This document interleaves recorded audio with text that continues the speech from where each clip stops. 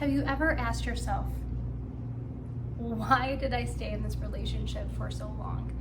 I totally get it, and I want to commend you and say I'm proud of you, because this was my launching pad towards freedom from these types of relationships. This was one of the questions that I asked that helped me dig deeper into my healing path. And I've noticed it also helped a ton of my clients that I've worked with, alongside people that I've encountered that have experienced these types of relationships and have broken free, and it can happen for you too. You are enough.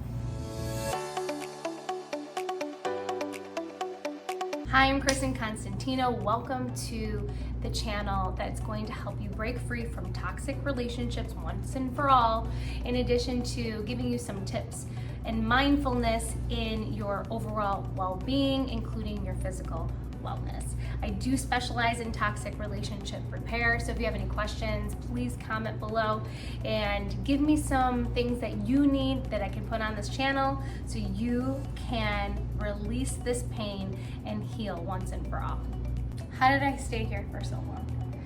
Now, there's a really important video. If you haven't watched it yet, the stages of a trauma bond. Yes, that's going to keep you there. So I guess you can backtrack and pull back some more layers and think, what is keeping me in these relationships? Or what is attracting me into these relationships?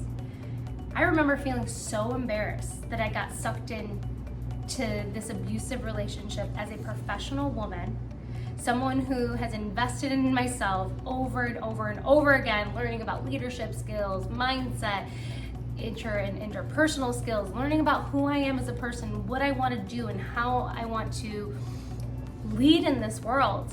And yet still, I got sucked into this. So I want you to understand you're not alone. Many women of all different backgrounds have been in these types of relationships, and they decide to stay because of these trauma bonds, and then going deeper because of, I realized my codependencies that I never healed, and I never even recognized it was a problem until my ex-fiance put his hands on me. So I shouldn't even say a problem. I didn't recognize it was a pattern, because there's a difference between pattern, there's a difference between the problem.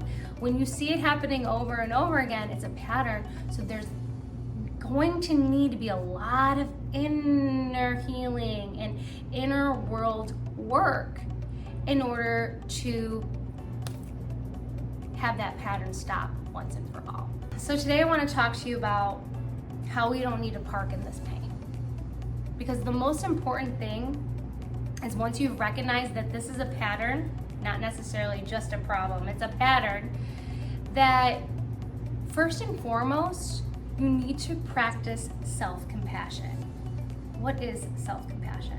So I want to give you 3 sections or 3 components of what self-compassion can look like. And I want you to make a decision today and tell me in the comments, what are you going to practice? What is something that you're going to adopt right now to help you prevail forward from your experiences in toxic relationships and abusive relationships? The 3 are mindfulness, self-kindness, and lastly, connectedness. You're having compassion for yourself. You're really focusing inward, and you're removing any judgment. So that first step or first section of self-compassion is that mindfulness component. Recognizing when you're feeling stressed, when you're feeling triggered, if you will, when you're feeling upset, and owning it without the judgment. Sitting in that emotion and moving through it with certain techniques, like some of the meditations that I have on this channel, for instance. Number 2 is self-kindness. So I want you to think about what you're thinking about.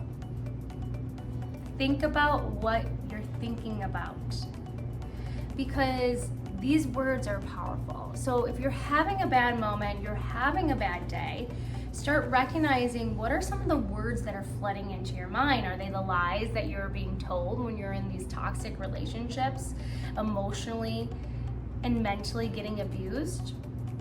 Or are they some more positive coping mechanisms like the meditations of affirmations that I put on this channel that are flooding through your mind? Remember, your thoughts are the thoughts that you're going to hear the most. And if you're trying to reprogram them, listening to things that might be a little bit abnormal to you, yet healthier, is a really good idea when you're working through this pain, when you're working towards healing. The third one is connectiveness. It's really important to understand that every single one of us on this planet is a human. If you're not, I don't know if I want to talk to you. But seriously, we're going to make mistakes, right? There's no getting out of it. So instead of focusing on the mistake, focus on ways that you can use this past pain as your power to be the person that you're designed to be on this planet, to give your message out into the world, letting them know, hey, I was here and now I'm here because I made these choices to move forward. It's your responsibility or your response to the ability that you're gaining here today.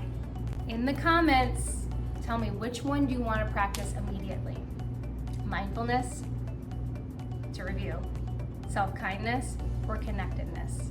Tell me in the comments. Tell me what you're excited to start practicing today to be able to move forward from yesterday. Now, if you love this information, please don't forget to hit the like button, leave that comment. Let's build that community. Let's talk through it. I promise to comment back. And then hit the subscribe button for any of my videos that will be launching and be releasing so you can be first to know. The next video that I want to highlight is talking about your shadow work, how that could impact your life, your shadow, and ways to use your shadow to overcome any behavior that you don't want anymore. I'll talk to you soon. Love ya.